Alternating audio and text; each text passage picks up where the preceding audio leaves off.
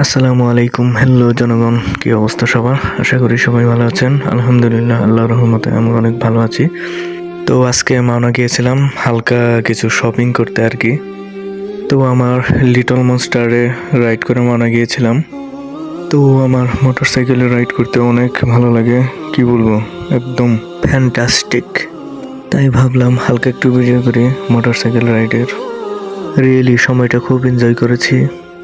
Motorcycle নিয়ে দূরে কোথাও লং ড্রাইভে গেলে অনুভূতিটা সত্যিই দারুণ থাকে। জানেন, আমার অনেক ইচ্ছা ড্রিম বাইকে করে দূরে কোথাও লং ড্রাইভে যাওয়ার। ইনশাআল্লাহ সবাই দোয়া করবেন, আল্লাহ যেন মনের আশাটা পূরণ করে, আমিন। তো যাই হোক, আমরা এখন মাওনা টু ফুলবাড়িয়া যাচ্ছি।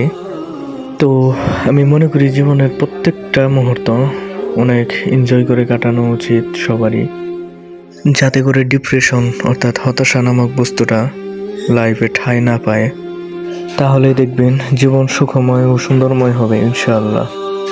জীবনের প্রত্যেকটা মুহূর্ত এনজয় করা মানে যেমন তেমনভাবে এনজয় করা না, অবশ্য সুস্থ, স্বাভাবিক ও হালালভাবে জীবনকে এনজয় করার চেষ্টা করতে হবে সবাইকে। তাহলেই দেখবেন জীবনটা সুখময় ও সুন্দর হবে ইনশাআল্লাহ। জীবনে দুঃখ, কষ্ট, হতাশা এগুলো আসবেই, তাই বলে থেমে থাকলে চলবে না।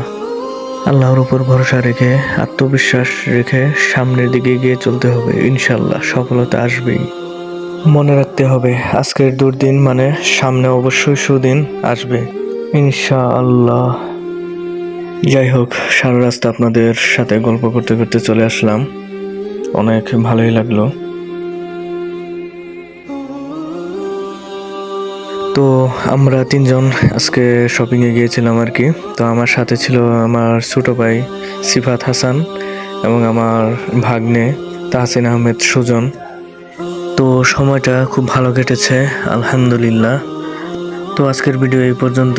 তো সবাই ভালো থাকবেন, সুস্থ থাকবেন। আপনাদের সাথে আবার কথা হবে ও দেখা হবে পরবর্তী ভিডিওতে ইনশাআল্লাহ।